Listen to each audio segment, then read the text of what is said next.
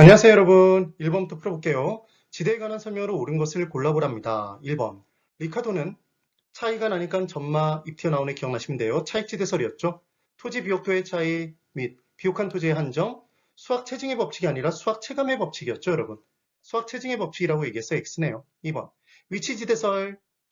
위치지대설은 튀넨이었죠. 튀넨의 고립국 이론에서 나온 이론이었습니다. 위치지대설. 지대함수는 중심에서 지대는 높죠, 여러분. 도심은. 외곽으로 빠져나갈수록 지대는 낮아져요. 그래서 지대함수는 중심지에서 거리가 멀어짐에 따라 지대가 점점 감소하는 함수죠. 기억해 두시면 되죠. 3번 마찰 비용 이론은 해마 기억나세요? 헤이그의 마찰 비용 이론. 해마는 인어공주의 교통수단이었죠. 그래서 교통비가 들어간다는 게 포인트였습니다. 그래서 헤이그 마찰 비용 이론, 지대와 교통비는 반비례한다는 게 포인트였습니다.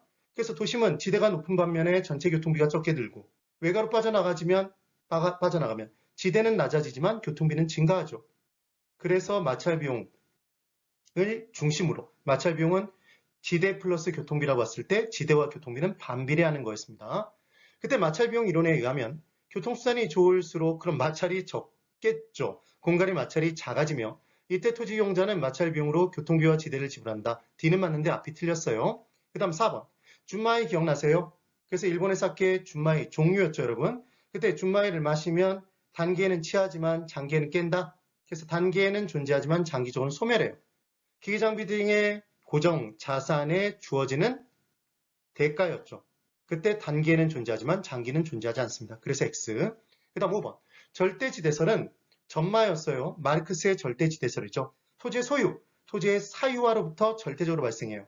그래서 소유, 사유화가 뜨면 절대지대설입니다. 사유화니까, 소유니까 생산비로 봤다는 게 포인트죠. 시옷시옷. 기억을 꼭 해주세요. 그래서 토지의 소유 자체를 지대 발생의 원인으로 보며 차익지대설에선 설명이 불가능한 최열등지에서 지대가 발생하는 원인을 설명해 줍니다. 최열등지도 농사를 짓는 마지막 땅, 생산비만큼만 매출액이 발생하는 땅도 소유하는 사람은 있겠죠? 그럼 무상으로 빌려준다? 가 아니라 대가를 받는다. 지대는 발생한다는 얘기였습니다. 그래서 옳은 건 5번이죠. 2번. 외부 효과에 관한 설명으로 틀린 것을 골라보래요. 1번. 외부 효과란 어떤 경제활동과 관련해서 거래 상대방에게 의도치 않은 혜택이나 손해를 주는 게 아니라 제3자였죠. 아무 관계없는. 근데 그 제3자가 옆에 붙어 있죠. 인접성과 부동성 때문에 발생했던 내용. 그래서 의도하지 않은 혜택을 주는 건 정의의 외부 효과, 손해를 주는 건 부의 외부 효과였죠. 그때 서로 대가를 주고받지 않아야 하지만 외부 효과였습니다. 대가를 시장에서 주고받는 순간에 걔는 외부 효과가 아니었어요. 그래서 지금 이 문장을 그냥 쓱 지나가기 쉬운데 거래 상대방이 아니라 제3자에게 영향을 끼치는 것이다. 기억해 두시면 돼요. 그 다음 2번. 그러니까 1번이 틀렸죠. 2번. 정의 외부 효과가 발생하면 좋은 것. 공원이 대표주자였죠. 제발 들어와다오. 플리즈였죠. 핀피 현상. 맞네요. 그래서 정의 외부 효과는 좋은 거니까 제발 들어와다오. 플리즈고. 플리즈. 그 다음 부의 외부 효과는 낯들고 들어오면 두거 기억나시면 돼요. 그래서 님비 현상이었습니다. 님비. 그 다음 냄비는 외부 불경제, 불 위에 올려놓는다. 그렇게 기억하시면 된다고 그랬죠. 3번. 인근 지역에 공원이 개발됨에 따라 주변 아파트 가격이 상승한대요. 그럼 얘는 정의 외뷰가 발생한 대표 주자잖아요. 네. 그 다음 4번. 부의 외뷰가를 발생시켜주는 시설물 대표 주자는 오염물질 배출 공장이었죠. 그럼 얘가 있으면 주변에 사람들의 세탁 비용 더 증가하고 병원 비용들, 치유 비용 등이 더 많이 들어가요. 그래서 부의 외부 효과를 발생시켜주는 시설물이 존재함에 따라 사회 전체적인 비용이 커져서 나쁜 거죠. 사회 전체적인 이익은 작아져서 나쁜 거고. 그래서 사회적 비용이 커진다. 5조. 그래서 기억하는 방법은 정의 외부 효과 누구 입장에서 판단한다고 그랬죠? 좋은지 나쁜지는? 정부 입장에서. 그럼 정부는 사회 전체적인 걸 따집니다. 그러면 정의 외부 효과는 좋은 거니까 정부 입장에서 봤을 때 사회적 편익이 커져서 좋은 거고 사회적 비용은 작아져서 좋은 거네요. 그럼 부의 외부 효과는 정부 입장에서 나쁜 거예요? 사회적 편익이 작아져서 나쁜 거죠. 사회 전체적인 비용은 커져서 나쁜 거예요. 그렇게 기억해 두시면 돼요. 그 다음 5번. 지역지구제는 부의 외부 효과를 제거하기 위한 정책이 된다. 예, 그래서 이용의 효율성이 높아지기 때문에 지가가 상승할 여지가 있죠. 그래서 지가 안정을 도모하는 정책이 아니었습니다. 그 다음 지역별로 상업지역, 자연환경 보전지역 등 다르게 지정됨에 따라 지역 간 이용의 형평성은 깨지죠. 그런데 개발되는 지역의 이용의 효율성을 높이면 다른 지역은 개발하지 않고 남겨둘 수 있으니까 지역 간 이용의 형평성은 깨지만 세대 간 이용의 형평성은 높아졌던 거죠.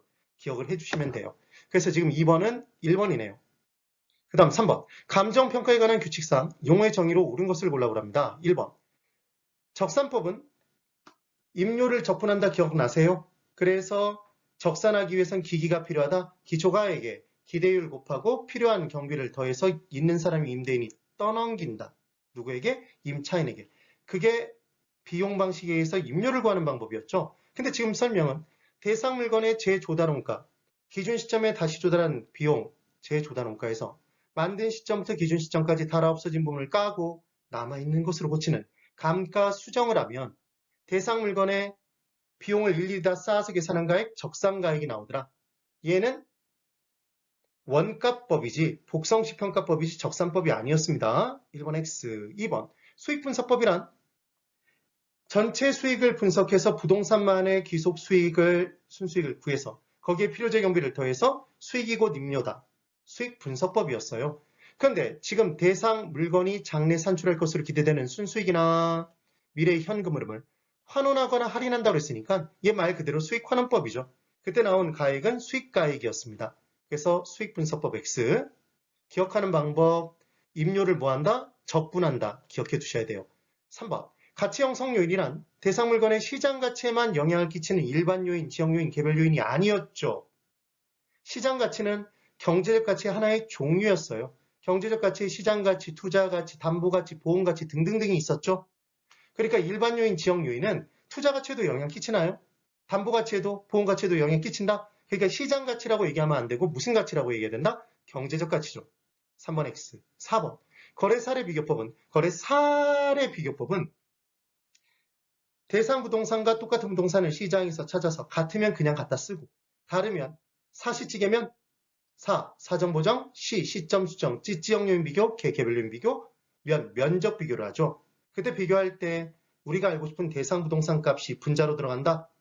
기억해 두시면 됩니다. 그래서 거래 사례 비교법은 사시찌개, 사정 보정부터 한다는 게 포인트였죠.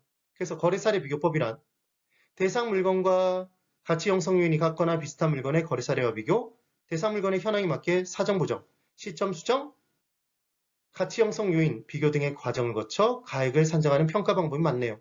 그때의 가액은 비교하여 준한 가액, 비준 가액이었죠. 주의하실 건 공시지가, 공시지가 기준법은 시점 수정부터 하지 사정 보정을 하지 않아요. 왜냐하면 표준지에는 특별한 사정이 개입될 여지가 없기 때문이었죠.